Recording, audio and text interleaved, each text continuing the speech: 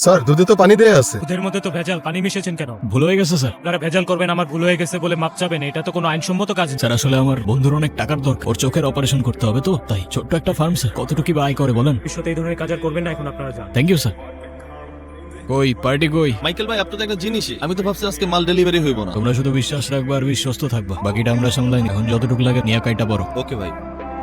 সব আছে তো না? জি ভাই। কিরে কি ভাবছিস? সত্যি করে একটা কথা বলবি? বল না ভাই। তুই দুধে পানি কেন মিশিয়েছিলি? যেন ওরা ভাবে আমাদের দোষ হয়ে পর্যন্ত, যখন অপরাধ পেয়ে যাবে তখন আমাদের পেছনে সময় অপচয় করার ওদের কোনো মানে নেই। আর ওই তোর চোখের ইমোশনটা এক্সট্রা মশালা। তুই চাইলে কত কিছু করতে পারিস, তাই না? আর এক আমি মাঝে মাঝে মনে হয় বাবার কাছে একটা বোঝা হয়ে গেছি। আরে কি বলতে বলছিস? কি করতে পারিস না তুই? আমার মতো অন্ধ আর কি বা পারবে বল? এই যেমন ধর তুই বাইক চালাস, আমারও তো ইচ্ছে করে বাইক চালাতে। তুই বাইক চালাতে চাস? মাইকেল ওঠ তুই, আমি পিছিয়ে আছি, ওঠ।